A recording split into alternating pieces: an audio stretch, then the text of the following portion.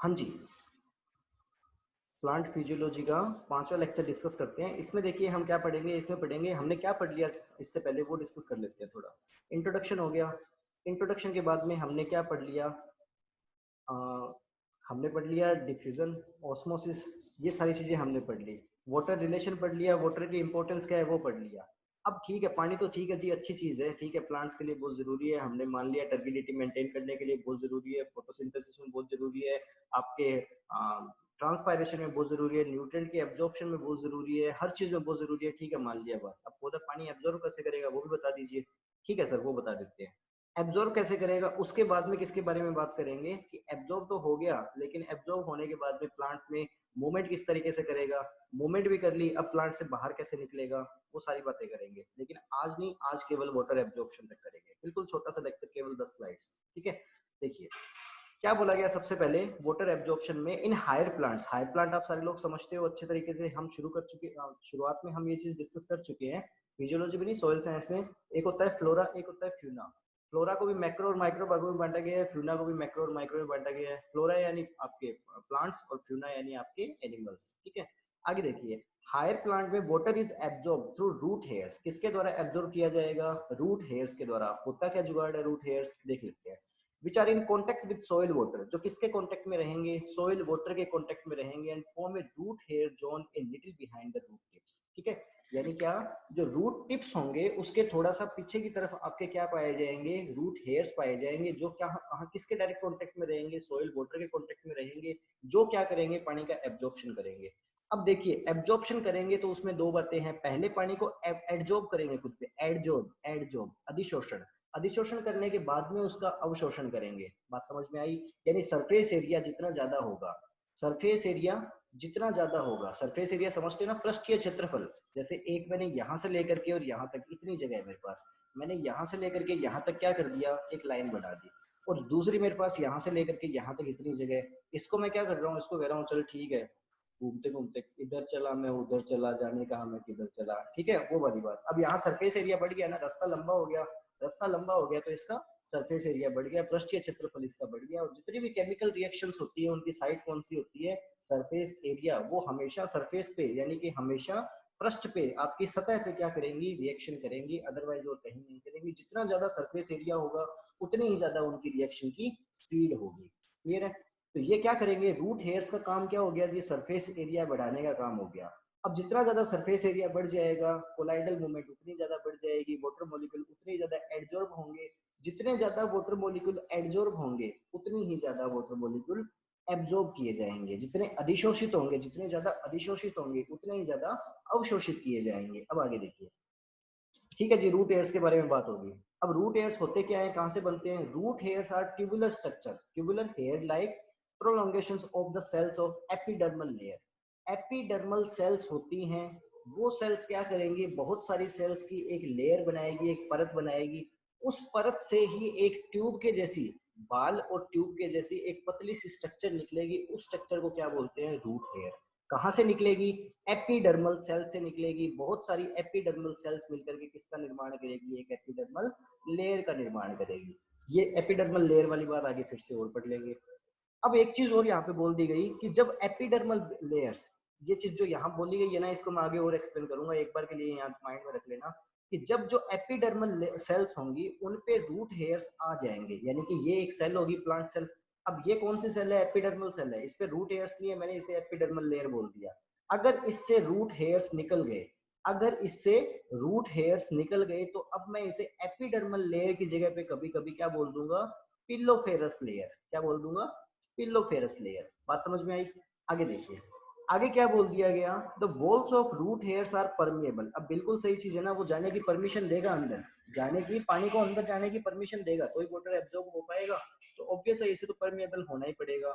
And consist of pectin, pectic substances. किसका बना होगा, पैक्टिक सब्सटेंसेस की बनी होगी। और सेलुलोज की भी, सेलुलोज किसकी बनती है, सेलुलोज की बनती है, आप सारे लोग जानते हो। पैक्टिन से क्या बनता है, मिडिल लेमेला बनता है। क्लियर, आगे देखिए, which are strongly hydrophilic in nature. अब हाइड्रोफिलिक वर्ड में एक बार पहले भी डिस्कस कर चुका हूँ, हाइड्रोफिलिक वर्ड को मैं इससे पहले भी डिस्कस कर चुका हूँ। कहाँ डिस्कस किया था हमने, सोइल कोलाइड वाले में डिस्कस किया था। उसके अलावा अभी एक इससे जो प्रीवियस स्लाइड थी वहां हमने क्या किया था, डिस्कस किया था। क्या था हाइड्रोफिलिक, हाइड्रो यानी जल, फिलिक यानी क्या, स्नेही, यानी जो जल स्नेही हो वो, ठीक है। किसके लिए जनरली वर्ड यूज होता है, इम्बाइबिशन पढ़ा था वहां हमने डिस्कस किया था इस चीज को कि हाइड्रोफिलिक जो प्रॉपर्टी होगी उसकी वजह से वाटर मॉलिक्यूल्स को एब्जॉर्ब कर लिया जाता है। इस चीज को क्या बोलते हैं, इम्बाइबिशन, किसके द्वारा, ड्राई सब्सटेंसेस के द्वारा। ओके, हाँ जी। तो यहाँ वहां कौन थे, हाइड्रोफिलिक कंपाउंड कौन थे, वहां पे बहुत सारे कार्बोहाइड्रेट्स थे, प्रोटीन्स थे। यहाँ पे भी तो है, क्या है, सेल्यूलोज है, हाइड्रोफिलिक है, बिल्कुल पानी को बुलाना चाहेगा अपने पास, पानी को अपने पास बुलाएगा, वाटर को एब्जॉर्ब करेगा, एब्जॉर्ब करने के बाद में वाटर को अंदर एब्जॉर्ब कर लेगा। यहाँ से पानी अंदर पहुंच गया, अंदर पहुंचने के बाद में क्या होगा, अंदर पहुंचने के बाद में पानी कहाँ पहुंचेगा, वैक्यूल में। हम सारे लोग जानते हैं वैक्यूल को टोनोप्लास्ट भी बोल सकते हैं, या फिर अगर क्वेश्चन इस तरीके से आ जाए कि वैक्यूल की मेम्ब्रेन को क्या बोलते हैं, तो भी आंसर क्या रहेगा, टोनोप्लास्ट। ठीक है, आगे देखिए क्या बोला गया, व्हेन रूट इलोंगेट, इलोंगेट का मतलब क्या हो गया, बड़ी होना या बढ़ना, वृद्धि करती है। जब रूट इलोंगेट होगी, दीर्घीकरण, जब रूट इलोंगेट होगी, the old roots head dies, जो पुराने जो मूल रोम होंगे वो मर जाएंगे और नए मूल रोम जो होंगे वो आ जाएंगे। क्लियर है, develop so that they are contact with fresh supply of water in the soil, यानी हमेशा किसके संपर्क में रहें, वाटर की फ्रेश सप्लाई के संपर्क में रहें, कहाँ, सॉइल में। ठीक है, आगे देखते हैं। इस स्लाइड में कुछ ज्यादा है नहीं, क्या चीजें एक बार फिर से बता देता हूँ मोटा मोटा। रूट हेयर से एब्जॉर्ब करेंगे पानी को, रूट हेयर्स पाए कहाँ पे जाएंगे, एपिडर्मल सेल्स जो होंगी उन सेल्स पे पाए जाएंगे। उसके अलावा बात करूं, जब एपिडर्मल सेल्स पे रूट हेयर्स आ जाते हैं तो इस कंडीशन में इसे पिलोफेरस लेयर भी बोल देता हूँ। जो एपिडर्मल सेल्स होती है उनकी वॉल पेक्टिन और आपके सेल्यूलोज सब्सटेंस से मिलकर बनी होगी, जो हाइड्रोफिलिक होते हैं। हाइड्रोफिलिक होने के कारण ये क्या करेंगे, ये पानी को अपनी तरफ आकर्षित करेंगे, पानी इन पे आकर के एब्जॉर्ब हो जाएगा। एब्जॉर्ब होने के बाद में क्या होगा, अंदर एब्जॉर्ब कर लिया जाएगा। मूल रोम, रूट हेयर्स, इनका एक और काम ये भी होगा कि ये सरफेस एरिया बढ़ाने का काम करेंगे। ये सरफेस एरिया वाली बात पे थोड़ा गौर करना, मैं इसके बारे में थोड़ा और आगे बताऊंगा आपको। लेकिन जो मूल रोम होंगे वो काम उनका यही होगा, सरफेस एरिया बढ़ाना। जितना ज्यादा सरफेस एरिया बढ़ाएंगे उतना वाटर एब्जॉर्ब करेंगे। क्लियर, आगे देखिए। आगे किसके बारे में बात की गई है, रूट के बारे में, कि जड़ें होती क्या है भाई साहब। वाटर एब्जॉर्ब तो ठीक है कर लेंगे, जड़ों में जो मूल रोम पाए जा रहे हैं उनसे कर लेंगे, लेकिन जड़ें होती क्या है। मेरे से किसी ने पूछ लिया कि भाई तू एग्रीकल्चर का बंदा है, बता जड़ें क्या होती है, मैं क्या बताऊंगा उसे। ठीक है, हम बता देंगे आज के बाद में। सबसे पहले तो मैं पूछ लेता हूँ किसी से, मुझे बताइए स्टेम क्या होता है। ठीक है, मैं बता चुका हूँ ना ये चीज ऑलरेडी। शिव प्रकाश आप बताइए स्टेम क्या होता है। सर ब्रांचेस और लीव के अलावा जो पार्ट होता है वो स्टेम होता है। अरे नहीं यार, स्टेम की डेफिनेशन बताइए मुझे, वो तो मैं समझ गया। ठीक है, मैंने फिजियोलॉजी के लेक्चर में बताया था वो वाली चीज़, लेकिन मैं जेनेटिक्स से बता चुका हूँ शायद एक बार, या फिर सोयल साइंस में कहीं मैंने एक बार और बताया कि स्टेम किस चीज़ को बोलते हैं। मैं भी सर चलो फिर नहीं। कोई बात नहीं, कोई बात नहीं। विकास आपको याद है। सर मतलब सोयल से ऊपर जो भी पार्ट होगा उसको। अरे नहीं यार, क्या बातें कर रहे हो। शोभना मैम ने रिप्लाई किया है, किसे कहते हैं स्टेम, स्टेम उसे कहते हैं जिसके अंदर नोड्स पाए जाए, ध्यान रखना, जिसके अंदर नोड्स पाए जाए उसे स्टेम कहते हैं। स्टेम की यूनिवर्सल डेफिनेशन ये है, उसके बाद में आप जो मर्जी कहते रहो उसे, लेकिन स्टेम की यूनिवर्सल और सबसे एक लाइन की डेफिनेशन क्या होगी, जिसमें नोड्स पाई जाए। अब चलो एक चीज और बता दो मुझे, इंटरेस्टिंग चीज है। आप बताइए शिव प्रकाश, आप भी बताइए राइजोम किसे कहते हैं, राइजोम, राइजोम। राइजोम। बनाना में प्रोपेगेशन करते हैं ना, राइजोम से प्रोपेगेशन करते हैं मेरे ख्याल से। आप बता दीजिए, यस मुझे तो सर। आता है, मैं अनपढ़ इंसान हूं ना पूरा। तो राइजोम से प्रोपेगेशन करते हैं, मुझे बताइए राइजोम क्या है, मॉडिफाइड रूट है या मॉडिफाइड स्टेम है। सर मॉडिफाइड स्टेम है। स्टेम है, पक्का। यस सर, ठीक है, पक्का। राइजोम मॉडिफाइड स्टेम है, लेकिन इसके बारे में दो बातें और ध्यान रख लेना। एक तो राइजोम हमेशा क्या होगा, अंडरग्राउंड होगा, हमेशा क्या होगा, अंडरग्राउंड होगा, यानी जमीन के नीचे पाया जाएगा। दूसरी चीज राइजोम के बारे में बता देता हूँ आपको, कि राइजोम कौन सा स्टेम होता है, हॉरिजॉन्टल स्टेम होता है। ये कभी भी वर्टिकल डायरेक्शन में ग्रो नहीं करता, हमेशा हॉरिजॉन्टल डायरेक्शन में ग्रो करता है। जनरली स्टेम्स जो होते हैं वो वर्टिकल डायरेक्शन में ग्रो करते हैं। क्लियर है, राइजोम के बारे में ये चीज ध्यान रख लेना, एक तो अंडरग्राउंड और दूसरा हॉरिजॉन्टल स्टेम। कभी इसकी इमेज वगैरह देखो ना, वहां देखना हॉरिजॉन्टल ग्रो कर रहा होगा, हॉरिजॉन्टल समझते हो ना, ये वाली। वर्टिकल कौन सी, ये वाली। आगे बढ़ते हैं, हाँ जी। रूट पे थे अपने, तो रूट्स को डिस्कस करते हैं। स्टेम आपको पता लग गया, वो पार्ट जिसपे स्टेम नोड्स पाए जाएंगे। नोड्स वो पार्ट जहाँ से पत्तियां निकलती है, या फिर जहाँ से क्या निकलेगी, ब्रांचेस निकलेगी, या फिर जहाँ पे फ्लावर लगेंगे, फ्लावर से बाद में फ्रूट बनेगा। ठीक है, हमने समझ लिया। हाँ जी, रूट्स के बारे में देखते हैं कि टिपिकली रूट्स जो होंगी वो ओरिजिन कहाँ होंगी, पौधे के निचले वाले भाग में। ठीक है, पौधे के निचले वाले भाग में। ठीक है, ये बात तो हमें पता ही है।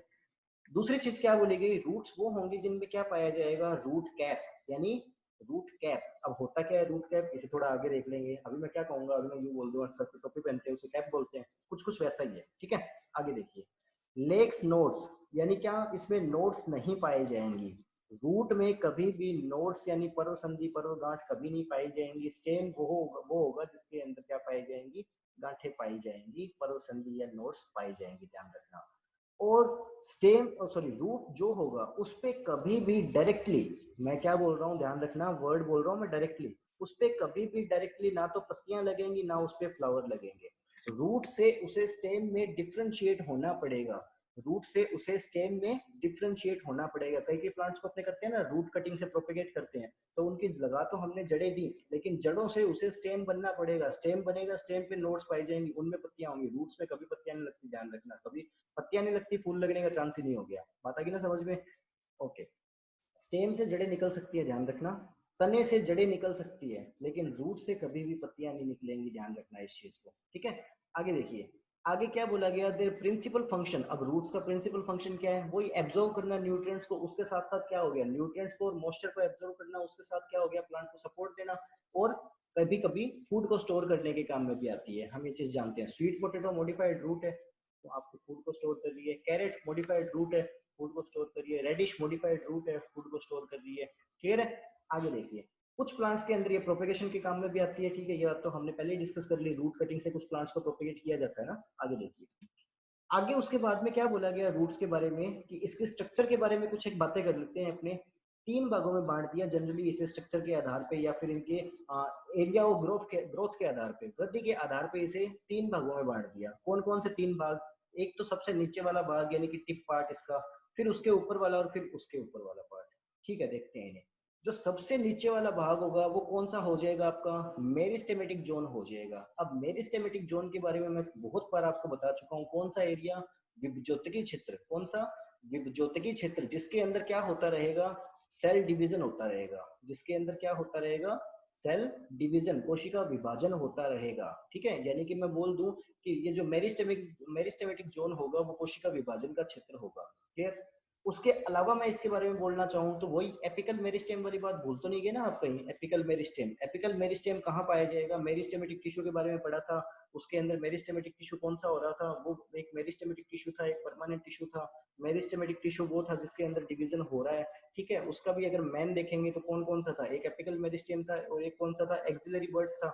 एक्सिलरी बर्ड्स पे पार्श्व वाला लिटरल वाला काम हो गया, और एक जो एपिकल मेरिस्टेम था वो आपका मुख्य मेरिस्टेम था। कहाँ पाया जा रहा था, उसके रूट और शूट पार्ट के टिप पे पाया जा रहा था। ये टिप पार्ट ही होगी ना रूट की, रूट की क्या होगी, टिप पार्ट। तो रूट की बिल्कुल टिप पार्ट पे क्या कौन सा क्षेत्र होगा, मेरिस्टेमेटिक जोन, जिसका काम क्या होगा, सेल डिवीजन का। यानी ये सेल डिवीजन का काम करेगा और सेल डिवीजन के फलस्वरूप क्या करेगा, ग्रोथ करेगा।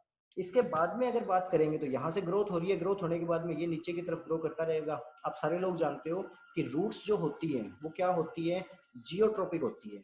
कौन सी होती है, जियोट्रोपिक। जियोट्रोपिक का मतलब क्या हो गया, वो ग्रेविटेशन के साथ नीचे की तरफ मूवमेंट करेगी हमेशा, नीचे की तरफ ग्रोथ करेगी हमेशा, ग्रेविटेशन की ओर, ठीक है। और देखिए इसके बारे में क्या बोला गया, मेरिस्टेमेटिक जोन के बाद में ये नीचे की तरफ ग्रोथ करता रहेगा, ऊपर जो एरिया रह जाएगा, यानी अब ये जो सेल्स है वो सेल्स डिवाइड हो चुकी है। मैंने आपको क्या बताया, ग्रोथ का मैंने आपको कर्व बताया। तो ग्रोथ के कर्व में कितनी चीजें थी, एस शेप का था, सिग्मोइड शेप का। शुरू शुरू में कौन सा हो रहा था, मेरिस्टेमेटिक जोन, इसके अंदर क्या हो रहा था, सेल डिवीजन। बाद में कौन सा आ रहा था, इलोंगेशन जोन। इलोंगेशन जोन में क्या हो रहा था, उसका साइज और उसकी शेप उनमें वृद्धि हो रही थी, ठीक है। उसके बाद में कौन सा आ रहा था, मैच्योरेशन, ठीक है। मैच्योरेशन के अंदर कोशिकाएं क्या हो रही थी, डिफरेंशिएटेड हो रही थी, विभेदित हो रही थी। अब वो और दूसरी टाइप की कोशिकाएं नहीं बना रही, बस वो अपना ही काम कर रही है, यानी स्पेशलाइजेशन हो जा रहा था कोशिकाओं का, ठीक है। जैसे आप यूं इसे समझना चाहो तो यूं समझ लीजिए, ये आपकी नर्सरी वर्सरी वाली क्लासेज होगी, ठीक है, 11th 12th तक मान लीजिए। यहाँ तक आपकी कौन सी स्टडीज होगी, 12th तक। उसके बाद में आपकी कौन सी स्टडीज होगी, ग्रेजुएशन तक। और उसके बाद में आपकी स्टडीज कौन सी होगी, पोस्ट ग्रेजुएशन या फिर डॉक्टरेट, ठीक है। पोस्ट ग्रेजुएशन में आप स्पेशलाइज हो जाते हो एक सब्जेक्ट में, तो बस वो चीज होगी यहाँ पे, ठीक है। सेल G0 स्टेज में एंटर कर गई। G0 का मतलब कि अब सेल साइकिल आपका अरेस्ट हो गया, ये सेल डिवीजन करेगी नहीं। मेरिस्टेमेटिक टिश्यू से कौन सा टिश्यू बन गई, परमानेंट टिश्यू। ये सारी बातें हो चुकी हैं, ठीक है। हाँ जी, तो ये इलोंगेशन जोन जो होगा वहां पे सेल क्या करेगी, साइज के अंदर वृद्धि करेगी। साइज के अंदर वृद्धि करेगी तो ये वाटर एब्जॉर्प्शन का काम करने लग जाएगी, ठीक है। साइज बढ़ेगा इनका तो क्या होगा, सोइल के अंदर पेनिट्रेट करने में आसानी रहेगी। ये नीचे वाला हिस्सा जो होगा वो सोइल के जो छोटे छोटी जगह होगी वहां पे घुस जाएगा, और बाद में घुसने के बाद में इलेंगुएशन जोन जो होगा उसमें सेल का साइज बढ़ने की वजह से वो वहां फिट हो जाएगा अच्छी तरीके से। उसके बाद में अगर बात करेंगे अपने, तो जो बिल्कुल स्टेम होगा, स्टेम के बिल्कुल नीचे वाला हिस्सा जो होगा, बिल्कुल स्टेम के नीचे वाला हिस्सा, वो हिस्सा आपका कौन सा रह जाएगा? वो हिस्सा रह जाएगा आपका मैच्योर रूट्स, यानी कि जोन ऑफ मैच्योरेशन, जिसके अंदर जो सेल्स होंगी वो सेल्स क्या हो जाएंगी इस टाइम? मैच्योर होगी। मैच्योर होगी तो ऑब्वियस है कि वो कोई ना कोई स्पेसिफिक टिश्यू में कन्वर्ट होगी। अब स्पेसिफिक टिश्यू कौन सा भी हो सकता है? विशिष्ट, किसी न किसी विशिष्ट ऊतकों में बंट गई। अब वो कोई भी हो सकता है, वो एपिडर्मिस सेल्स हो सकती है, वो कोर्टेक्स हो सकता है, वो वेस्कुलर टिश्यू हो सकता है। वेस्कुलर टिश्यू कौन सा होता है मैं आपको ऑलरेडी बता चुका हूँ, जाइलम और फ्लोएम। ठीक है, इनके बारे में सारी चीजों के बारे में बात करेंगे, किसी चीज को छोड़ने वाले नहीं है, तो घबराना नहीं है। ठीक है, यहाँ तक होपफुली समझ में आ गई होगी आपको बातें। ये वही है, मैच्योर रूट है आपकी, वो नीचे की तरफ ग्रो कर रही है, लेटरल ब्रांचेस है, उसके बाद में और ब्रांचेस निकलेंगे, वो फिर लेटरल ब्रांचेस में काउंट हो जाएगी, प्राइमरी, सेकेंडरी, टर्सरी। उसके बाद आगे देखिए, अगले इसी के अंदर और देखते हैं कि अब वो तो चीजें चलो ठीक है, हमने पढ़ लिया थोड़ा थोड़ा, ठीक है, वो जोन कौन कौन से हैं ग्रोथ के वो हमने देख लिया। अब रूट को अंदर से देख लेते हैं कि रूट के अंदर कौन कौन सी पार्टिकल्स पाए जा रहे हैं। ये देखिए, ये आपकी क्या है? एपिडर्मिस सेल्स है। ये जो सबसे बाहर की जो लेयर है, वो लेयर किस चीज की लेयर है? एपिडर्मिस सेल्स की लेयर है। अब अपन ने क्या पढ़ा था कि रूट हेयर्स किस सेल से ग्रोथ करके बनेंगे? एपिडर्मिस सेल से ग्रोथ करके बनेंगे।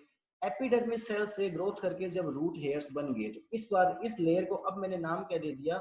इस लेयर को अब मैंने नाम दे दिया पिलोफेरस लेयर। क्या नाम दे दिया? पिलोफेरस लेयर। ठीक है, अब मैं इसे एपिडर्मिस लेयर नहीं बोल रहा, विद रूट हेयर्स मैं इसे क्या बोल दूंगा? पिलोफेरस लेयर। आप आगे देख लोगे नेक्स्ट इमेज में, आप इस चीज को भी समझ जाओगे। ठीक है, ये चीज होगी। सबसे बाहर कौन सी लेयर पाई जा रही? Epidermis layer. अब रट्टा नहीं मारना इस चीज का, आप अच्छे से जानते हो वर्ड होता है एक एपी और एक हाइपो। ठीक है, हाइपो का मतलब निचला और एपी का मतलब ऊपर वाला। ऊपर वाला यानी सबसे बाहर वाला, एक तरीके से सिमिलर ही है ना। एपी का मतलब ऊपर वाला। अगर ऊपर मैं यहाँ से देखूंगा, ये नीचे वाला हो गया, और ये सबसे बाहर का ऊपर वाला, तो ये ऊपर वाला हिस्सा या बाहर वाला जो भी होगा वो एपिडर्मिस सेल्स होगी। टिश्यू की बात करूंगा, टिश्यू 3 टाइप के होते हैं। कौन कौन से? एक डर्मिस टिश्यू होते हैं, एक ग्राउंड टिश्यू होते हैं, एक मेरिस्टेमेटिक टिश्यू होते हैं। तो ये डर्मिस सेल्स हैं। कौन सी है? एपिडर्मिस। क्लियर? अब देखिए, सबसे बाहर की तरफ एपिडर्मिस सेल्स, उसके बाद में एपिडर्मिस सेल्स की लेयर के जस्ट बाद में क्या होंगे? कोर्टेक्स। अब मान लीजिए यहाँ वोटर है, तो वोटर सबसे पहले कहाँ आएगा? रूट हेयर्स में आएगा। रूट हेयर्स पे एडजॉर्ब होगा, एडजॉर्ब होकर के रूट हेयर्स में एंट्री कर जाएगा। इनके वैक्यूल से कहाँ ट्रांसफर कर दिया जाएगा? कोर्टेक्स को ट्रांसफर कर दिया जाएगा। कोर्टेक्स से कहाँ भेज दिया जाएगा? आगे भेज दिया जाएगा। ठीक है, ये अंदर जो लेयर है ना, इस लेयर को बोलते हैं एंडोडर्मिस। ठीक है, एंडोडर्मिस को ट्रांसफर कर दिया जाएगा। एंडोडर्मिस से कहाँ ट्रांसफर कर दिया जाएगा? जाइलम को ट्रांसफर कर दिया जाएगा। यानी वोटर यहाँ से कहाँ पहुंच गया? जाइलम के पास। और जाइलम से आप जानते हो कि अलग अलग थ्योरीज है, वो सारी थ्योरीज हम पढ़ लेंगे, लेकिन यहाँ से ये वोटर जो होगा उस वोटर को ट्रांसफर कर दिया जाएगा। ये सारी चीजें आप जानते हो, अच्छे से पढ़ रखा है आपने। ठीक है, अब देखिए यहाँ क्या हो गया? रूट हेयर्स आपने पढ़ लिया, एपिडर्मिस आपने पढ़ लिया। उसके बाद में बात करते हैं कोर्टेक्स की। ठीक है, उसके बाद में बात करते हैं कोर्टेक्स की। तो कोर्टेक्स का काम क्या होगा? कोर्टेक्स का काम इतना ही होगा कि जिस पानी को एपिडर्मिस ने रिसीव किया है या एब्जॉर्ब किया है, उस पानी को ट्रांसफर कर देना किसको? एंडोडर्मिस को, या फिर किसे? वेस्कुलर टिश्यू को। वेस्कुलर टिश्यू में कौन कौन से आ गए थे? जाइलम और फ्लोएम। ये बीच वाला हिस्सा क्या हो गया? जाइलम। और ये वाला हिस्सा क्या हो गया? फ्लोएम। इकट्ठे रूप पे क्या बोल दिया गया इनको? अब एक चीज और बोल देता हूँ, इसमें ध्यान रखना। ये देखो, ये जो हिस्सा है वो थोड़ा डिफरेंट दिखाई दे रहा है यहाँ, इतना इतना केवल। ठीक है, इतना इतना हिस्सा जो है वो थोड़ा डिफरेंट दिखाई दे रहा है, वो है आपका फ्लोएम। ठीक है, ये सारा नहीं है, सारा नहीं है। ये सारे में दो टाइप की लेयर्स और आ जाएंगे। एक तो होती है आपकी पेरिसाइकिल लेयर, और एक होती है कैम्बियम लेयर, वो और आ जाएंगे। ठीक है, वो होते क्या है बताएंगे आपको, सुनते रहिए आप। रूट हेयर्स होगी, एपिडर्मिस होगी। कोर्टेक्स लेयर का काम क्या हो जाएगा? वाटर को यहाँ एपिडर्मिस से रिसीव करके कहाँ भेजना? वेस्कुलर टिश्यू में भेजना। ठीक है, उसके बाद में बात करेंगे तो उसके बाद में कौन सी लेयर आ गई आपकी? एंडोडर्मिस लेयर आ गई। एंडोडर्मिस लेयर के बाद में कौन सी आ गई? Vascular tissue. वेस्कुलर टिश्यू में जाइलम फ्लोएम। अब एक चीज यहाँ और समझ लेना कि जो आपकी एंडोडर्मस सेल्स हैं, उन सेल्स के बीच में एक देखिए, इनकी सेल वॉल में एक रिंग पाई जा रही है। इनकी सेल वॉल में एक रिंग पाई जा रही है, जिस रिंग को क्या नाम देते हैं अपने? Casparian strip. जिसे क्या नाम देते हैं? स्ट्रिप का मतलब पट्टी। नाम क्या देते हैं इसे? Casparian strip. ये मोस्ट इंपोर्टेंट है, ध्यान रखना। ठीक है, आपको पता होना चाहिए कैस्पेरियन स्ट्रिप कहाँ पाई जाती है, क्योंकि इसके बेस्ड कुछ आगे क्वेश्चंस आएंगे, कुछ थ्योरीज आएंगी, कुछ कंसेप्ट आएंगे इससे रिलेटेड। हाँ जी, एक बार थ्योरी को भी पढ़ लेते हैं, क्या बोल दिया गया वहां पे। हो सकता है कोई चीज छूट गई होगी हमसे। कंफर्म हो जाएगा। क्या बोल दिया गया, a roots epidermis is the outer most layer of cells, बिल्कुल सही बात है, एपिडर्मिस सबसे बाहर वाला भाग है, हमें पता लग गया। These cells are responsible for absorbing water, अब ऑब्वियस है ना, सबसे बाहर वाला यही है, रूट हेयर जिस पे पाया जा रहा है तो यही एब्जॉर्ब करेगा। ओके, उसके बाद में क्या बोल दिया गया, cortex cells are involved in moving water from the epidermis to the vascular tissue. ठीक है भाई, एपिडर्मिस से आगे, अब एपिडर्मिस से वाटर को लिया, यहाँ से आगे वेस्कुलर टिश्यू में देने का काम करेगा कोर्टेक्स सेल्स। ओके, बात समझ में आ गई है। वेस्कुलर टिश्यू में कौन कौन पाए जाएंगे, जाइलम और फ्लोएम। इसके अलावा कोर्टेक्स का और कोई काम होगा क्या, हाँ जी होगा, फूड को स्टोर करने का काम भी होगा, फूड को स्टोर करने का काम भी होगा, यानी कि जो जड़ें फूल जाती है ना, वो एक तरीके से कोर्टेक्स में आकर के स्टोर होता है सारा मसला। हाँ जी, उसके बाद में क्या बात किया इसने कि वेस्कुलर टिश्यू के बारे में बात की, तो वेस्कुलर टिश्यू पाए कहाँ पे जाएंगे, vascular tissue is located in the centre of the root and conducts food and water. किस चीज को कंडक्ट करेंगे, फूड और वाटर को। जाइलम किसे करेगा, जल को यानी वाटर को, कहाँ से, नीचे से ऊपर। फ्लोएम किसे करेगा, फूड को, कहाँ से, ऊपर से नीचे। क्लियर, फूड कहाँ बनेगा, लीव्स में। जल कहाँ से एब्जॉर्ब किया जाएगा, रूट से। रूट कहाँ, नीचे, नीचे से पानी को ऊपर भेजना है, कौन करेगा, जाइलम। फूड कहाँ बनेगा, पत्तियों में। पत्तियां कहाँ है, ऊपर, ऊपर से नीचे भेजना है फूड को, कौन भेजेगा, फ्लोएम। क्लियर, आगे देखिए। उसके बाद में क्या बोल दिया गया, एक्सटर्नल पार्ट्स ऑफ रूट्स, यानी रूट के जो एक्सटर्नल पार्ट है। इंटरनल पार्ट हमने सारे के सारे पढ़ लिए, ठीक है, जो इंपॉर्टेंट वन थे वो सारे पढ़ लिए, थोड़े बहुत यहाँ फिर से देख लेते हैं। वही जाइलम रह गया ये वाला, ठीक है, वही फ्लोएम रह गया, और ये वाली जो लेयर है इसको मैंने बोल दिया कैम्बियम। अब कैम्बियम के बारे में बहुत ज्यादा नहीं देखना, कैम्बियम के बारे में बता देता हूँ कि एक टिश्यू की लेयर होती है जो पार्शियली अनडिफरेंशिएटेड सेल से मिलकर बनी होती है। किससे मिलकर बनी होती है, पार्शियली अनडिफरेंशिएटेड सेल से मिलकर। पार्शियली का मतलब क्या हो गया, आंशिक। अनडिफरेंशिएटेड का मतलब क्या हो गया, अविभेदित, यानी कि अभी विभेदित नहीं हुई है, इनका काम फिक्स नहीं हुआ, जो जरूरत के आधार पे इनका काम हम ले सकते हैं। काम क्या होगा इनका, बस वही ग्रोथ में हेल्पफुल होंगे, एक तरीके से एसेसरी मान लीजिए, ठीक है, वही काम होगा इनका एक तरीके से। जो वेस्कुलर टिश्यू होगा पार्ट उसी का होगा, ध्यान रखना। तो सेंटर में वेस्कुलर टिश्यू होगा, उसी का पार्ट होगा, उसी को एक तरीके से सपोर्ट देने के लिए काम में आती है, ये मान लीजिए आप, ठीक है। आगे देखिए, अब इसमें क्या बोला गया, एक्सटर्नल पार्ट्स में, ये तो सारे के सारे जो डिस्कस किए वो फिर से इंटरनल पार्ट हो गए। अब एक्सटर्नल पार्ट में डिस्कस किया गया, तो एक्सटर्नल पार्ट में केवल दो ही पार्ट अपने काम के थे, कौन कौन से, एक तो आपका रूट कैप, दूसरा कौन सा, रूट हेयर। अब आपको ये जो सेल्स यहाँ पे दिखाई दे रही है, ये जो सेल्स यहाँ पे दिखाई दे रही है, वो सेल्स कौन सी है, एपिडर्मिस सेल्स। वो सेल्स कौन सी है, एपिडर्मिस सेल्स। यहाँ इस डायग्राम में एक बार फिर से बता देता हूँ आपको, फिर से रिवाइज हो जाएगा।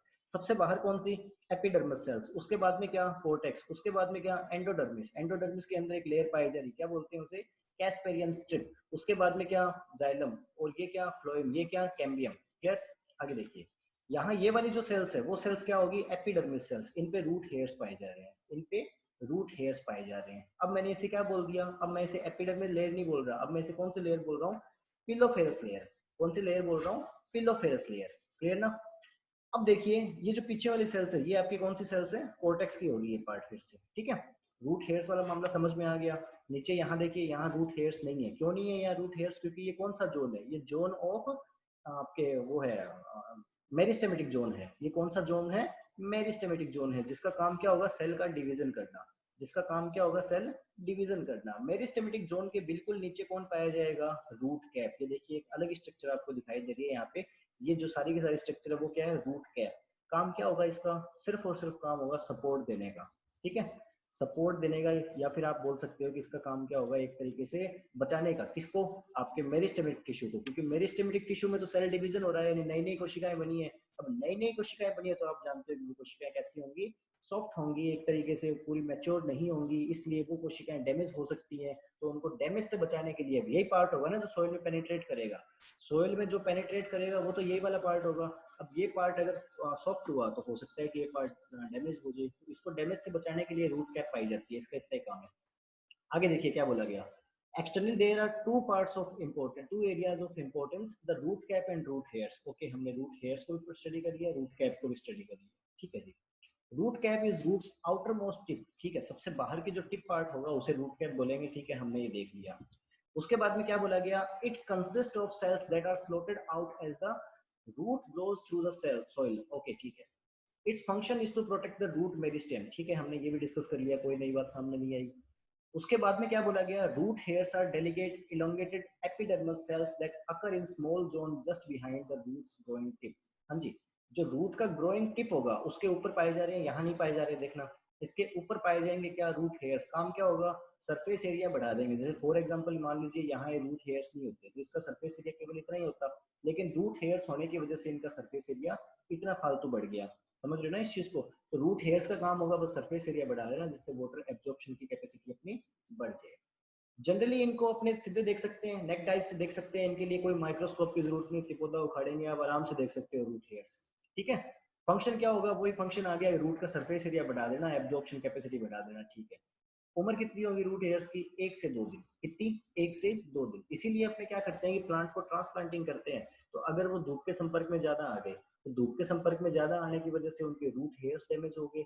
रूट हेयर अगर उनके डैमेज हो गए, फिर हमने उन्हें लगा दिया, अब क्या होगा, 1 से 2 दिन तक नए रूट हेयर्स बनेंगे नहीं। नए रूट हेयर बनेंगे नहीं तो वो सोइल में खुद को टिका नहीं पाएगा, सोइल में अच्छी तरीके से वो जम नहीं पाएगा, सेट नहीं हो पाएगा एक तरीके से सोइल में, तो उसकी क्या हो जाएगी, अल्टीमेटली डेड हो जाएगी। एक चीज और सुनना, राइजोस्पेयर किसे कहते हैं, ठीक है, किसे कहते हैं, राइजोस्पेयर। राइजोस्पेयर, इसके बारे में अगर बात करूंगा राइजोस्पेयर के बारे में, तो कौन सा पार्ट हो जाएगा, रूट के आसपास का, रूट के आसपास का जो भी हिस्सा हो जाएगा उसे क्या कहते हैं, राइजोस्पेयर कहते हैं। ध्यान रखना, डायरेक्ट क्वेश्चन पूछते हैं ये, क्या होता है, रूट के आसपास का जो भी हिस्सा रहेगा उसे क्या कहते हैं, राइजोस्पेयर कहते हैं। आगे देखिए, क्लियर, वो बातें पढ़ ली।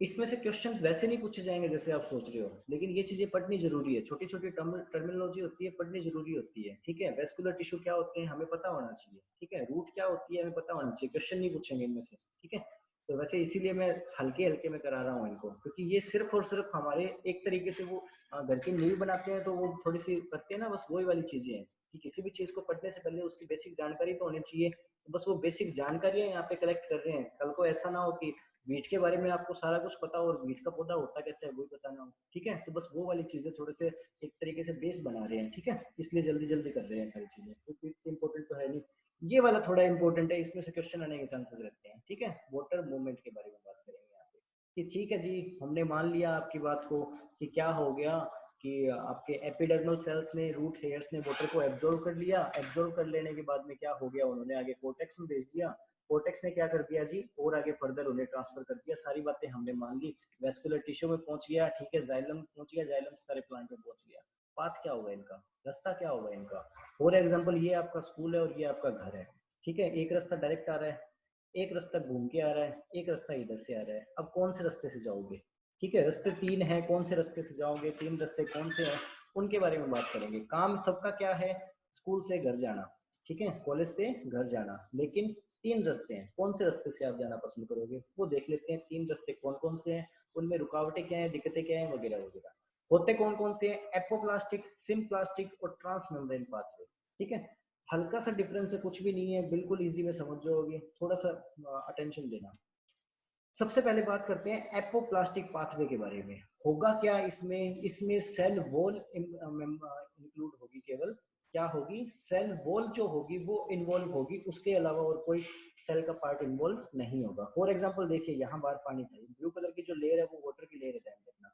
सबसे बाहर क्या है, वाटर है, वाटर को एब्जॉर्व किया, किसने एब्जॉर्व किया, रूट हेयर ने। रूट हेयर ने एब्जॉर्व किया वाटर, रूट हेयर्स के सेल वॉल में गया, और सेल वॉल से होते होते होते ही ये क्या गया, एपिडर्मल सेल्स के सेल वॉल में गया, और यहाँ से आगे कोर्टेक्स को ट्रांसफर कर दिया गया, लेकिन उनकी सेल वॉल में गया, ध्यान रखना, यहाँ से उनके सेल वॉल में गया, सेल वॉल में गया, सेल वॉल में गया। कोर्टेक्स के बाद में इसे क्या मिला, एंडोडर्मिस मिला। कोर्टेक्स के बाद में इसे क्या मिला, एंडोडर्मिस मिला।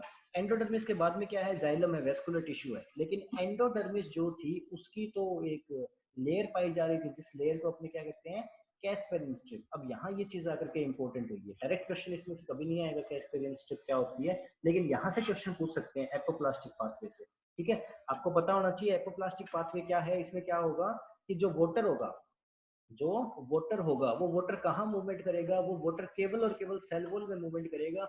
कोशिका भित्ति, और भित्ति भित्ति होती है क्या, हाँ जी, कोशिका भित्ति में मूवमेंट करेगा, कोशिका झिल्ली में कभी भी वो प्रवेश नहीं करेगा, यानी सेल के प्रोटोप्लाज्म में कभी नहीं घुसेगा, केवल सेल वॉल से मूवमेंट करता रहेगा। क्लियर है ना।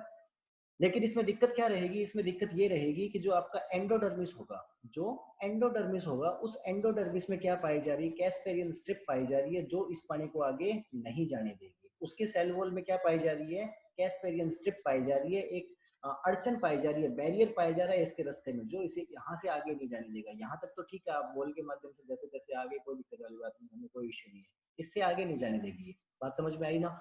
अब देखिए थ्योरी पढ़ लेते हैं इसकी, क्या लिखा गया। The apoplastic movement of water in plants occurs exclusively through the cell walls, यानी बस वही मूवमेंट क्या रहेगी इसमें पानी की, एपोप्लास्टिक जो मूवमेंट होगी उसके अंदर पानी की मूवमेंट क्या रहेगी, सेल वॉल से रहेगी, कोई भी मेम्ब्रेन को ये क्रॉस नहीं करेगा। ये बात हमने जान ली। उसके बाद में क्या बोला गया, cortex receive majority of water through apoplastic way as. अब देखिए यहाँ तक तो पानी आ सकता है एपोप्लास्टिक वे से। अब ये क्या बोल रहा है, ये बोल रहा है कि जनरली जो वाटर की मूवमेंट होगी, उस वाटर की मूवमेंट में यहाँ तक पानी जनरली कौन से माध्यम से आता है, एपोप्लास्टिक पाथवे से आता है। इसके आगे जो वाटर जाना पड़ेगा वो हो सकता है कि सिम्प्लास्टिक पाथवे को फॉलो किया जाए। बात समझ रहे हो ना यहाँ तक? लेकिन यहाँ तक तो मेजॉरिटी ऑफ वाटर जो आता है जनरली प्लांट्स में, वो कौन से पाथवे से आता है, एपोप्लास्टिक पाथवे से आता है। उसके आगे नहीं जा पाता। क्यों नहीं जा पाता? क्योंकि आपकी एंडोडर्मिस सेल्स जो है उनके अंदर कैस्पेरियन स्ट्रिप पाई जा रही है। ओके सर, हमें समझ में आ गई। हाँ जी, क्योंकि ये कोर्टेक्स के अंदर तो वैसा कोई लफड़ा है नहीं, ये तो डेली डेली कोशिकाएं हैं, तो इनमें से आराम से निकल जाएगा पानी। आगे क्या बोल रहा है, but the movement of water beyond cortex apoplastic pathway is blocked by Casparian strip present in endodermis। ठीक है सर, ये तो हमें पहले ही पता लग गया, अब तो बोलने की आवश्यकता है। समझ गए ना इस चीज को? ना समझे तो एक बार कंपैरेटिव स्टडी और करेंगे, वहां फिर से समझ लेना।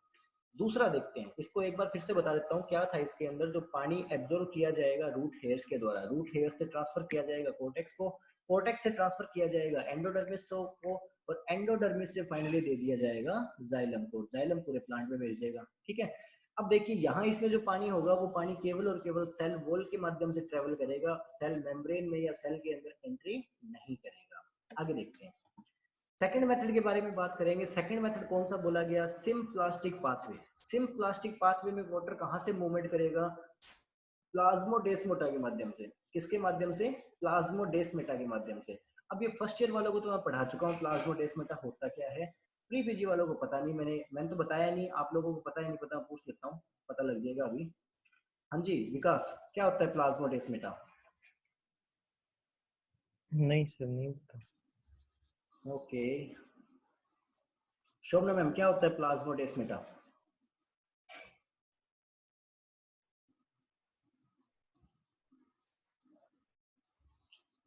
शिव प्रकाश क्या होता है प्लाज्मोडेस्माटा? नहीं पता सर। क्या कर रहे हो यार, पढ़ा करो। हाँ जी देखिए, प्लाज्मोडेस्माटा क्या होगा, इसे सिंपली समझ लो। सबसे पहले एक सेल, दूसरी सेल, तीसरी सेल, चौथी सेल, ठीक है, इनके बीच में एक तरीके से खिड़कियां, इनके बीच में एक तरीके से खिड़कियां। फॉर एग्जांपल अगर मैं बात करना चाहूँ, अगर मैं इस रूम की बात करना चाहूँ, तो इस रूम में आपको पीछे एक डोर दिखाई दे रहा है, एक दरवाजा दिखाई दे रहा है। वो दरवाजा कहाँ लेकर के जा रहा है, दूसरे रूम में लेकर के जा रहा है। दूसरी तरफ की बात करूंगा अगर मैं इस रूम में, तो दूसरी तरफ फिर से आपको एक दरवाजा दिखाई दे रहा है। वो दरवाजा कहाँ लेकर के जा रहा है, इसे इस रूम को कनेक्ट कर रहा है, कहाँ से, लॉबी से। ठीक है, जो अपने घर के आंगन बोल देते हैं ना जनरली, अपने उस एरिया से कनेक्ट कर रहा है इसे। क्लियर है ना? तो उसी तरीके से सेल्स के बीच में भी दरवाजे पाए जाएंगे या फिर खिड़कियां पाई जाएंगी एक कोशिका से, लेकिन केवल और केवल कहाँ, प्लांट सेल्स में। एनिमल सेल्स में कोई खिड़कियां नहीं होती। ठीक है, जो प्लांट सेल्स होंगी, उन प्लांट सेल्स के अंदर एक सेल से दूसरी सेल्स में मटेरियल का ट्रांसफर होने के लिए कुछ क्या पाई जाएंगे, विशेष स्ट्रक्चर पाई जाती है, जिस विशेष स्ट्रक्चर को बोलते हैं प्लाज्मोडेस्माटा। यानी एक सेल से दूसरे सेल्स में ट्रांसफर करने के लिए खिड़कियां। तो ये आप देखते हो ना मूवीज में क्या होता है, वो होते हैं, क्या बोलते हैं उन्हें, किचन बने होते हैं, किचन के अंदर एक छेद सा रहता है। ठीक है, उस छेद में से वो सारी चीजें, खिड़की रहती है, उस खिड़की में से सारी चीजें एक्सचेंज करते रहते हैं। ठीक है, बाहर वो वापस डोर से आने की रिक्वायरमेंट नहीं रहती। मैस वैस में भी होता है इस तरीके का सिस्टम। बैंक में देख लो, बैंक में वो खिड़की होती है ना, बस वही वाली चीज। तो यहाँ भी क्या रहेगा, यहाँ भी वही चीज रहेगी। एक सेल को दूसरी सेल से कनेक्ट करने के लिए बीच में एक गैप पाया जाएगा, गैप नहीं, बीच में एक स्पेस पाया जाएगा। उस स्पेस को क्या नाम देते हैं अपने, प्लाज्मोडेस्माटा। जैसे इस रूम को दूसरे रूम से कनेक्ट करने के लिए बीच में क्या है, डोर है। ठीक है, बाहर जाने के लिए डोर दूसरा है, घर से बाहर जाने के लिए डोर दूसरा है, लेकिन घर को घर के दूसरे कमरे से कनेक्ट करने के लिए डोर है, जो वो डोर क्या हो गया, प्लाज्मोडेस्माटा। देखिए इमेज में, यहाँ देखिए, ये एक सेल है, ये दूसरी सेल है, इन दोनों के बीच में ये रहा डोर। ये एक सेल है, ये दूसरी सेल है, इनके बीच में ये रहा डोर, इनके बीच में ये रहा। बात आ गई ना समझ में? जो एक सेल से दूसरी सेल्स में मटेरियल के ट्रांसफर के लिए जो अवकाश पाया जाएगा, जो स्पेस पाया जाएगा, उसी स्पेस को क्या नाम देते हैं अपने, प्लाज्मोडेस्माटा। होपफुली आपको समझ में आ गया होगा ये। आगे देखते हैं सिम्प्लास्टिक पाथवे में, ठीक है, सिम्प्लास्टिक पाथवे में वाटर की मूवमेंट किसके माध्यम से होगी? जैसे ये रूट है, एपिडर्मल सेल से, एपिडर्मल सेल ने क्या किया, पानी को एब्जॉर्ब किया, एब्जॉर्ब करने के बाद में इसके प्लाज्मोडेस्माटा से इसमें एंटर हुआ, इसके प्लाज्मोडेस्माटा से अगले सेल में गया, इसके प्लाज्मोडेस्माटा से इसमें गया और इसी तरीके से करता रहा और इसके प्लाज्मोडेस्माटा से अगले वाले में पहुंच गया। क्योंकि जो कैस्पेरियन स्ट्रिप है वो कैस्पेरियन स्ट्रिप तो कहाँ पाई जा रही है जी? सेल वॉल में पाई जा रही है। यानी जो सिम्प्लास्टिक पाथवे है उस सिम्प्लास्टिक पाथवे में इसने एंडोडर्मिस ने नहीं रोका कि आप पानी को नहीं लेके जा सकते, लेकिन एपोप्लास्टिक पाथवे में रोक लिया था। क्यों रोक लिया? क्योंकि एपोप्लास्टिक पाथवे में बोलता है कि सेल वॉल के अंदर कैस्पेरियन स्ट्रिप पाई जा रही है, जाना है तो प्लाज्मोडेस्माटा से ही गुजरो, दरवाजे से जाओ, ठीक है, अनाप शनाप जगह से नहीं जाना। बात समझ में आई ना? ओके, तो ये आपका कौन सा हो गया? Symplastic pathway. ध्यान क्या रखना है, जो आपका एपोप्लास्टिक पाथवे था उसके अंदर सेल वॉल से, इसके अंदर प्लाज्मोडेस्माटा से ट्रेवल करेगा क्या? वाटर, एक सेल से दूसरी सेल में, एक सेल से दूसरी सेल में। अब प्लाज्मोडेस्माटा इन्वॉल्व हो गया तो सेल मेम्ब्रेन इन्वॉल्व होगी नहीं होगी? डेफिनेटली होगी, सेल मेम्ब्रेन इन्वॉल्व डेफिनेटली होगी। आगे देखिए, the movement of water from one cell to another cell through the plasmodesmata is called the symplastic pathway of water movement. Clear है ये चीज? कोई इसमें डाउट नहीं है? This pathway comprises the network of cytoplasm of all its interconnected by plasmodesmata. यानी कि जो पास पास स्थित तो कोशिकाएं होंगी, वो कोशिकाएं एक दरवाजे टाइप की स्ट्रक्चर मान लीजिए आप, एक बस वही है, उसका डोर उसके अंदर खुलेगा, ठीक है, तो वो वाली जो स्ट्रक्चर होगी उसे क्या बोलते हैं? प्लाज्मोडेस्माटा। तो उसके माध्यम से क्या करेगी? ये ट्रेवल करेगी। वो कौन सा पाथवे हो गया आपका? सिम्प्लास्टिक पाथवे हो गया, वाटर के ट्रेवल करने का, वाटर के मूवमेंट का। दो हो गए। तीसरा बच गया आपका transmembrane pathway. Transmembrane pathway में क्या होगा? कभी सेल के माध्यम से हो गया, कभी उसके माध्यम से हो गया, या उसमें एक चीज को आप और ऐड कर सकते हो। देखिए प्लांट सेल के बारे में बात करूंगा तो प्लांट सेल क्या होगी? सबसे बाहर सेल वॉल, उसके बाद में क्या आ गया? सेल मेम्ब्रेन, और उसके अंदर भी क्या होता है? आपके वैक्यूल होती है, और वैक्यूल की जो आउटर मेम्ब्रेन होती है, वैक्यूल की आउटर मेम्ब्रेन को टोनोप्लास्ट भी कह सकते हैं अपने।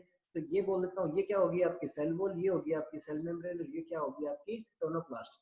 ट्रांस मेम्ब्रेन में मैं ये भी बोल सकता हूँ कि सेल वॉल से हो गया, कभी सेल मेम्ब्रेन में घुस गया, या फिर क्या हो गया? टोनोप्लास्ट को भी उसने आपके इन्वॉल्व कर लिया इन सारी चीजों में। ये सारी बातें बोल सकता हूँ मैं किसके बारे में? ट्रांस मेम्ब्रेन के बारे में, ठीक है। एक सेल में घुसेगा ही नहीं बिल्कुल ही, यानी कि सेल मेम्ब्रेन बिल्कुल ही नहीं घुसेगा, सेल वॉल से निकलता हुआ चला जाएगा बार बार से। दूसरा क्या करेगा? सेल मेम्ब्रेन में घुस रहे हैं, ठीक है जी, वैक्यूल को कुछ नहीं कह रहे। तीसरा क्या कहेगा? रास्ते में जो आ रहा है आने दो, नाक की सीध में चलो। कहाँ चलो? नाक की सीध में चलो। ओके, हाँ जी, ये है आपका ट्रांस मेम्ब्रेन पाथवे। इसमें देखिए क्या होगा, यहाँ से एंट्री की, ठीक है। अब देखो थोड़ा थोड़ा डिफरेंस देखो, ये वाली इमेज देखो, इस इमेज में देखना कितना व्यवस्थित काम है। सेल वॉल के माध्यम से, तो बस सेल वॉल के माध्यम से, इधर उधर नहीं भटकना, रास्ता बिल्कुल नहीं भटकना, इसने सेल वॉल के माध्यम से, यानी सेल वॉल के माध्यम से किसी मेम्ब्रेन में या किसी सेल में एंट्री नहीं करी। ये दूसरा जो था, इसका धर्म क्या था कि बस प्लाज्मोडेस्माटा, ठीक है, उसके अलावा कहीं नहीं जाना आपने को। ये देखिए प्लाज्मोडेस्माटा से एंट्री करता हुआ, ये वाला देखिए शुरू से, कभी यहाँ से घुसा, यहाँ हुआ, यहाँ हुआ, यहाँ से निकला, यहाँ प्लाज्मोडेस्माटा से निकल गया, यहाँ सेल वॉल से निकल गया, यहाँ सेल वॉल से, यहाँ सेल वॉल से, लेकिन इस पॉइंट पे आकर के इसे भी कहाँ से जाना पड़ेगा? प्लाज्मोडेस्माटा से ही जाना पड़ेगा, क्योंकि सेल वॉल से तो जा नहीं सकता। क्यों नहीं जा सकता? क्योंकि ये कैस्पेरियन स्ट्रिप जो है, जो कहाँ पाई जा रही है? आपके एंडोडर्मिस में पाई जा रही है, एंडोडर्मल सेल्स में पाई जा रही है। वो एंडोडर्मल सेल्स में पाई जाने की वजह से वाटर को सेल वॉल के माध्यम से आगे नहीं जाने देगी। तो ये वाला जो पाथवे हो गया, उसे मैंने क्या बोल दिया? Transmembrane pathway. तीन है, बिल्कुल इजी है, एक में सेल वॉल, एक में आपके क्या प्लाज्मोडेस्माटा, और तीसरे का कोई पैटर्न नहीं है, रास्ते में जो आया करते चलो। हाँ जी, in plant roots water movement from soil till the endodermis occurs through apoplastic pathway. हाँ जी, ये देखिए एंडोडर्मिस तक कौन सा पाथवे जनरली यूज होता है? एपोप्लास्टिक। लेकिन यहाँ से आगे उसे जाना पड़ेगा सिम्प्लास्टिक से। कारण है ना इस चीज का, क्या चीज कारण हो गया? Casparian strip. The Casparian strip in the endodermis are made up of wax-like substances, subberil, which blocks water and solute movement through the cell wall of endodermis. समझ गए हम? ये चीज लिखी हुई तो यहाँ पे बहुत कॉम्प्लिकेटेड सी बात है, लेकिन हम ये चीज समझ गए कि सेल वॉल के अंदर पाई जाएगी आपके कौन सी? कैस्पेरियन स्ट्रिप पाई जाएगी, जिसकी वजह से वाटर आगे मूवमेंट नहीं कर पाएगा। As a result, water is forced to move through cell membrane and may cross the tonoplast or vacuole. ठीक है, या तो वो आपके सेल मेम्ब्रेन को, और हो सकता है कि आपके जो वैक्यूल हो उसकी टोनोप्लास्ट को भी टच कर जाए, ठीक है। इस टाइप का जो पाथवे हो जाएगा उसे हम क्या बोलेंगे, ट्रांस मेम्ब्रेन पाथवे। यानी कि वो पहले वाला आइडियल हो गया सेल वॉल, दूसरे वाला प्लाज्मोडेस्माटा, और तीसरे का कोई पैटर्न नहीं है, रास्ते में जो आया आप देखते हो। ठीक है, अब इन तीनों को कंपेरेटिव रूप में देख लीजिए, एपोप्लास्ट, सिम्प्लास्ट और ट्रांस मेम्ब्रेन पाथवे को एक कंपेरेटिव रूप में देख लीजिए। आपके सामने यहाँ पे डायग्राम है, डायग्राम थोड़ा समझा देता हूँ आपको। सबसे पहले जो ये एक बॉक्स लाइक स्ट्रक्चर है वो क्या है, एक सेल है।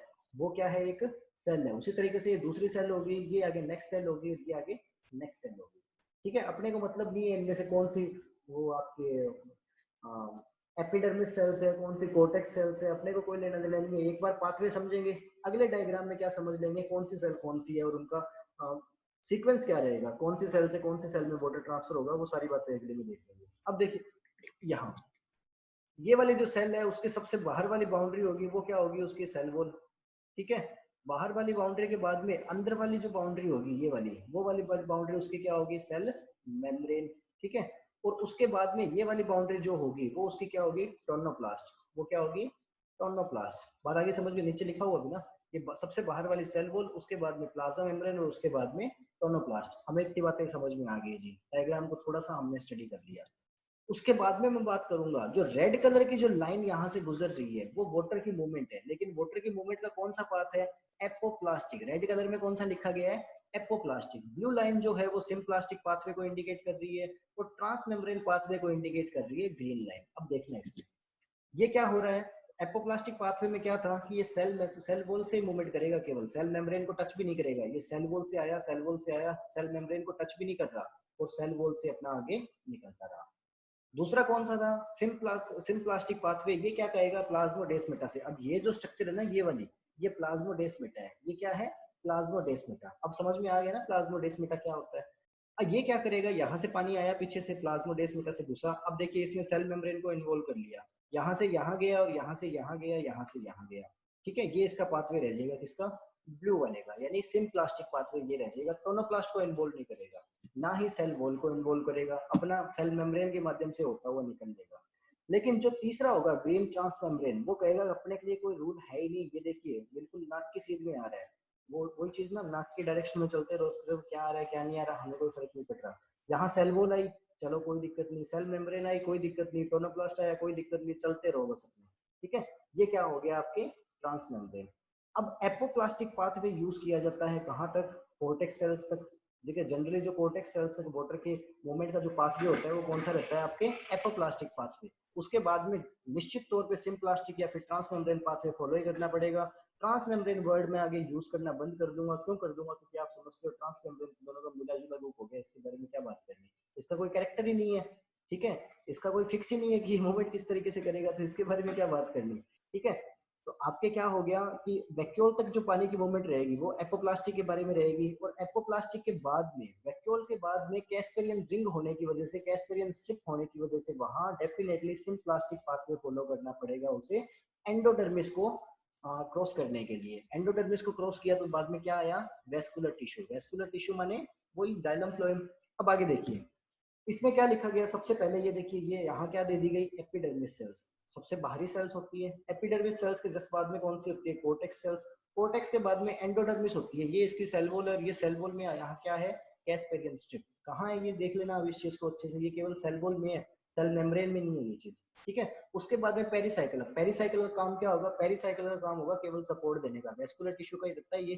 ठीक है, जिस तरीके से वो आपके कौन सी लेयर थी, वो एक कैम्बियम लेयर थी, उसी तरीके से पेरिसाइकिल भी होती है किसके अंदर, वेस्कुलर टिश्यू में। काम क्या रहता है, बस सपोर्ट देने का प्लांट को। ये जाइलम और फ्लोएम जो होगा इन्हें सपोर्ट देने का। ठीक है, एक तरीके से टर्बिडिटी मेंटेन करने का, बस वही काम रहेगा इनका।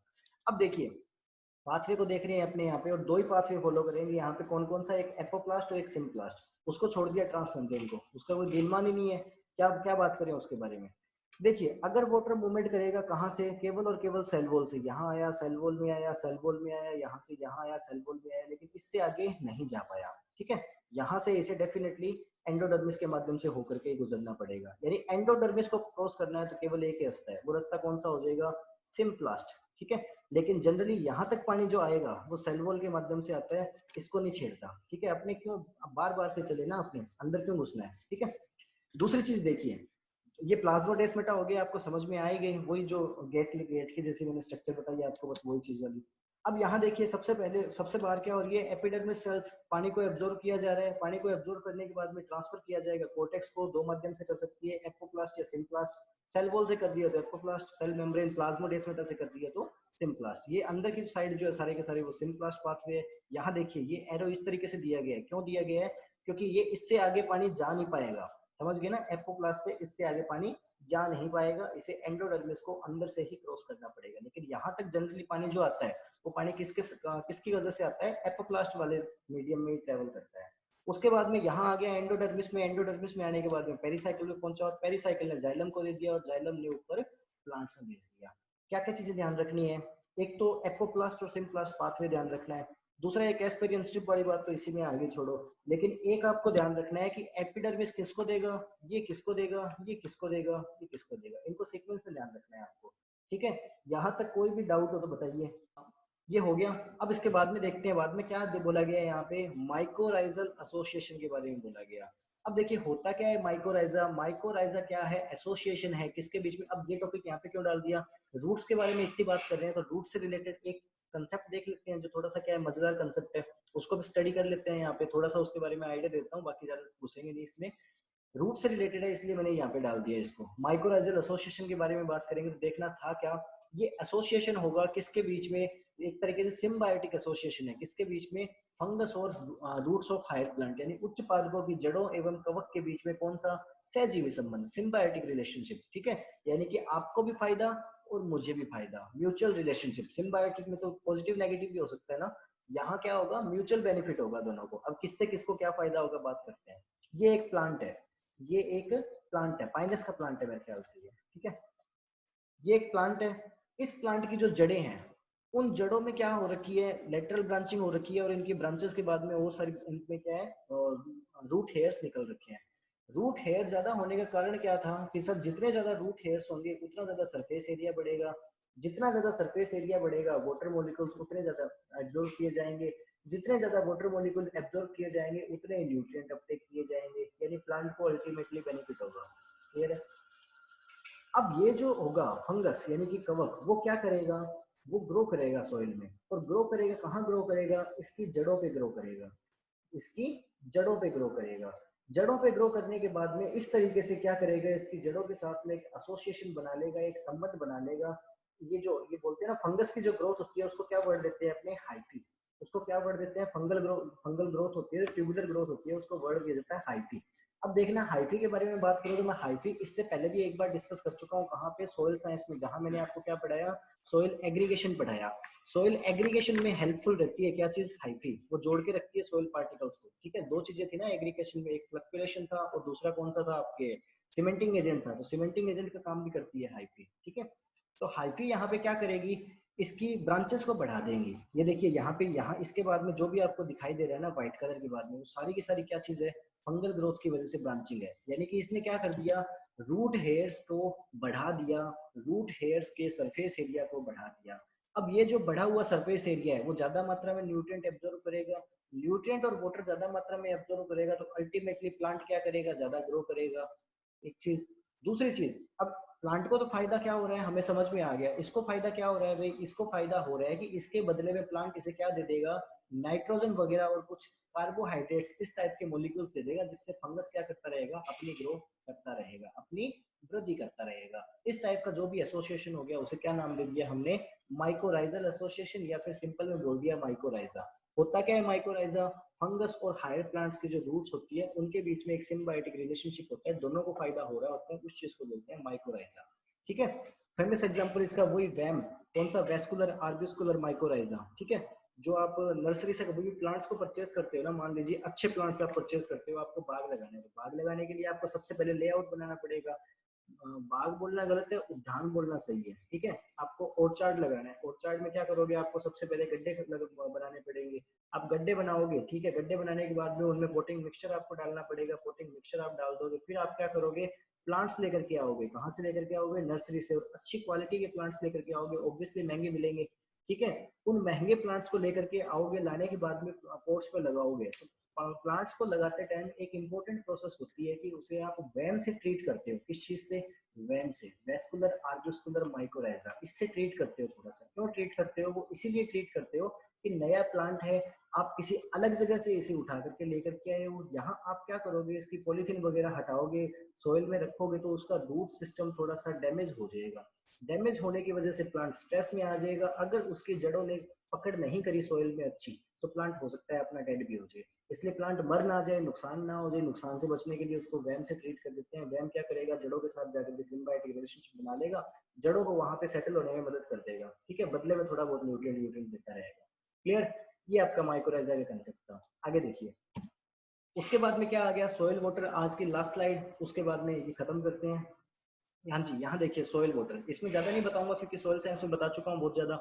यहाँ थोड़ा सा बेसिक में देखेंगे क्या चीज, ग्रेविटेशन। क्योंकि बात किस चीज की कर रही है, एब्जॉर्व तो हमें पानी को करना है। पानी कौन सा एब्जॉर्व करेंगे वो भी तो पता होना चाहिए ना। पानी जनरली 3 टाइप का पाया जाता है, लेकिन यहाँ पे मैंने 4 टाइप का लिख दिया।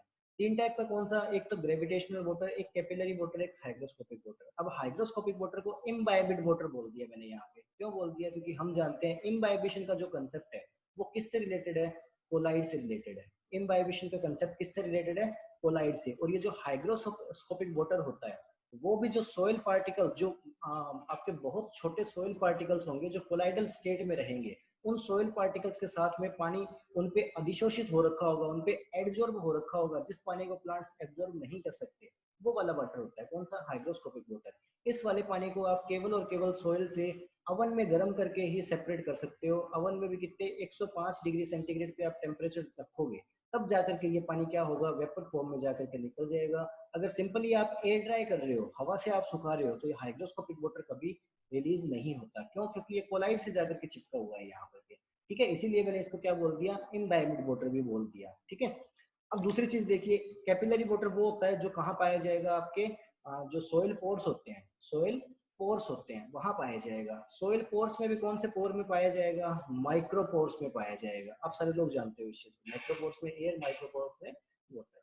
ग्रेविटेशनल वाटर जो होगा वो वाटर कहाँ पाया जाएगा, ग्रेविटी के इफेक्ट की वजह से कौन से पोर में, मैक्रो पोर्स में पाया जाने वाला पानी। सोइल के मैक्रो पोर्स में पाया जाने वाला, क्षणिक समय के लिए पाया जाने वाला पानी क्या रहेगा, ग्रेविटी के फोर्स के कारण क्या रहेगा, अंडरग्राउंड चला जाएगा, सोइल के निचले होरिजन्स में चला जाएगा, जिस पानी को हम क्या बोल देते हैं, ग्रेविटेशनल वाटर। क्योंकि ये बहुत नीचे चला गया, इसलिए वाटर ना ये एब्जॉर्ब किया जाता प्लांट्स के द्वारा, ना ही ये एब्जॉर्ब किया जाता। रन अवे वाटर के बारे में बात करेंगे तो मैं एक लाइन बोलूंगा, मैं ज्यादा समझाऊंगा नहीं, यहाँ पे लंबा नहीं खींचना चाह रहा। जब सोइल सैचुरेटेड हो जाएगी, सोइल सैचुरेटेड हो जाएगी, सैचुरेटेड सोइल यानी संतृप्त मृदा, संतृप्त मृदा यानी उसके मैक्रो और माइक्रो पोर्स भर जाएंगे। अब सैचुरेटेड सोइल समझाऊंगा नहीं, यहाँ पे बता चुका हूँ, इससे पहले बहुत अच्छे से बता चुका हूँ सोइल साइंस में। अदरवाइज जिनका नहीं हुआ उनको हो सकता है कि सोइल साइंस फिर से करवा दी जाएगी। ठीक है, डोंट वरी, टाइम रहा तो बहुत संभावनाएं हैं, अगर टाइम ना हुआ फिर दिक्कतें आएंगी। वो फ्री एनर्जी वाला कंसेप्ट है ना, वही वाली चीज यहाँ अपने साथ है। हाँ जी, रन अवे वाटर के बारे में बात करेंगे तो रन अवे वाटर जब सोइल सैचुरेटेड हो जाएगी, सोइल के मैक्रो पोर्स और माइक्रो पोर्स दोनों के दोनों पोर्स जब भर जाएंगे, उस टाइम सोइल के ऊपर जो पानी रहेगा, जो पानी अब सोइल एब्जॉर्ब नहीं कर सकती, उसको बोलते हैं अपने रन अवे वाटर। या फिर कौन सा वाटर बोलते हैं, सुपरफ्लुअस वाटर, जो क्या करेगा, वहां से बहकर निकल जाएगा दूसरी जगह, वो पानी हो गया आपका रन अवे वाटर। ठीक है, इतनी चीजें होगी। अब इनको थोड़ा सा ना दूसरे टर्म्स में भी देख लेते हैं। ठीक है, देखिए, वोट 1/3 एटीएम से कम एटमॉस्फेरिक प्रेशर पे जो पानी रहेगा उसे बोलते हैं ग्रेविटेशनल वाटर। अब मैं ज्यादा डिटेल में नहीं जाऊंगा ये एटीएम क्या है, ज्यादा एटीएम पे क्यों रहेगा, कम एटीएम पे क्यों रहेगा। मैं मान रहा हूँ यहाँ इस टाइम की आपको ये चीजें आती है, अगर नहीं आती तो आप थोड़ा सा अपने लेवल पे देख लेना। इन फ्यूचर अगर अपने सॉइल साइंस रिपीट करेंगे तो वहां फिर से करवा दूंगा, वहां डिटेल में करवाऊंगा पूरा एकदम। ठीक है, अपने वाले एग्जाम्पल से। हाँ जी, तो ये 1/3 एटमॉस्फेरिक प्रेशर से कम के प्रेशर पे रहेगी। ठीक है, यानी क्या, अब यार मेरी ना गंदी आदत है, मैं बताना नहीं चाहता ना जिस चीज को, उसी चीज को मैं खींचने लग जाता हूँ। ठीक है, मैं बताना नहीं चाह रहा यहाँ यानी वाली को छोड़ो। 1/3 एटमॉस्फेरिक प्रेशर से कम प्रेशर पे यहाँ पे सोइल के अंदर रहेगी। प्रेशर कम लग रहा है यानी फोर्स कम लग रही है, फोर्स कम लग रही है यानी ग्रेविटेशन इसे आसानी से अपनी तरफ खींच लेगा, बात खत्म। ठीक है, यानी ये पानी कहाँ चला जाएगा, नीचे चला जाएगा, जो अपने किसी काम का नहीं है। इसी को मैंने 1/3 एटीएम से कम प्रेशर वाले पानी को मैंने क्या बोल दिया, सुपरफ्लुअस वाटर बोल दिया, बात खत्म। या फिर नीचे वाले को बाद में देखते हैं, एक बार ऊपर वाला डिस्कस कर लेते हैं। यहाँ से लेकर के और 31 एटमॉस्फेरिक प्रेशर तक, यहाँ से यानी 1/3 से 31 एटमॉस्फेरिक प्रेशर तक जो पानी पाया जाता है इसे बोलते हैं कैपिलरी वाटर यानी केशिकीय जल। जो कौन से पोर्स में पाया जाता है, माइक्रोपोर्स में पाया जाता है। उसके बाद में जो पानी पाया जाएगा वो पाया जाएगा हाइग्रोस्कोपिक वाटर, जो क्या रहेगा, सोइल के जो कोलाइडल पार्टिकल्स होंगे उनके ऊपर क्या रहेगा, अधिशोषित रहेगा, एडजॉर्ब्ड रहेगा। ओवन से गर्म करोगे तो हटेगा, अदरवाइज नहीं हटेगा। ठीक है, प्लांट तो एब्जॉर्ब करने की बात ही दूर होगी।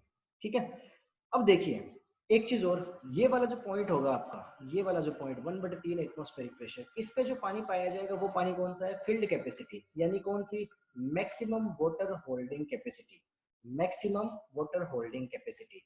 ठीक है, उसके बाद में ये धीरे धीरे जैसे जैसे टेंशन बढ़ती चली जाएगी, वाटर कंटेंट सॉइल में क्या होती चली जाएगी, कम होती चली जाएगी। ठीक है, अब देखना ये, अब बात करेंगे अवेलेबिलिटी के आधार पे। ठीक है, ये तो आपका फिजिकल क्लासिफिकेशन हो गया। बायोलॉजिकल क्लासिफिकेशन की बात करेंगे कि प्लांट्स को कौन सा अवेलेबल होगा, तो 1/3 एटमॉस्फेरिक से कम वाला अवेलेबल नहीं होगा, उसको मैंने सुपरफ्लुअस वाटर बोल दिया, हटाओ उसे। अब ये जो कैपिलरी, यहाँ बताना इस चीज के लिए चाह रहा हूँ, जो कैपिलरी वाटर होता है वो सारा का सारा प्लांट को अवेलेबल नहीं होता, ध्यान रखना। कैपिलरी वाटर का कुछ हिस्सा प्लांट को अवेलेबल रहता है, कितना हिस्सा, 15 एटमॉस्फेरिक प्रेशर तक। कहाँ से लेकर के, 1/3 से, यानी 1/3 एटमॉस्फेरिक, या फिर बोल देता हूँ 0.33 से लेकर के 15 एटीएम प्रेशर तक जो पानी रहता है वो पानी ही केवल और केवल प्लांट्स के लिए अवेलेबल रहता है। बाकी सारा का सारा पानी प्लांट्स के लिए अनअवेलेबल होता है। ठीक है, सुपरफ्लुअस बोल लो, अनअवेलेबल बोल लो, व्हाटएवर जो बोलना चाह रहे हो बोल लो, होगा अनअवेलेबल। ठीक है, अब ये जो 15 एटमॉस्फेरिक प्रेशर है, यहाँ पे जो कोएफिशिएंट पाया जाएगा उसे हम या तो बिल्टिंग कोएफिशिएंट बोल देते हैं, या फिर बोल देते हैं परमानेंट बिल्टिंग पॉइंट, या फिर क्या बोल देते हैं, परमानेंट बिल्टिंग पॉइंट। अब इसे परमानेंट बिल्टिंग पॉइंट क्यों बोल देते हैं वो सुन लेना, क्योंकि इसके बाद में बिल्टिंग जो होगी वो परमानेंट होगी। हो सकता है इससे पहले अगर प्लांट ने बिल्टिंग शो करी हो तो वो परमानेंट ना हो, लेकिन इसके बाद में बिल्टिंग, बिल्टिंग का मतलब क्या है, मुरझा जाना। ठीक है, मुरझा जाना प्लांट्स का, टर्बिडिटी खत्म कर देना। प्लांट्स के अंदर पानी की कमी आ जाएगी तो जो टोनोप्लास्ट है, वैक्यूल है, वैक्यूल में पानी की मात्रा कम हो जाएगी। पानी की मात्रा कम होगी तो वो अपनी टर्बिडिटी खो देगी, यानी मुरझा जाएगा प्लांट। ठीक है, जो उसकी पत्तियां होती हैं एकदम एक्टिव रहती है ना, वो एक्टिव नहीं रहेंगी, बिल्कुल मुरझाई हुई दिखाई देंगी आपको। तो बस वही चीज है। उसके बाद में हमेशा प्लांट आपको कौन सी फेज पे दिखाई देगा, परमानेंट बिल्टिंग पॉइंट पे।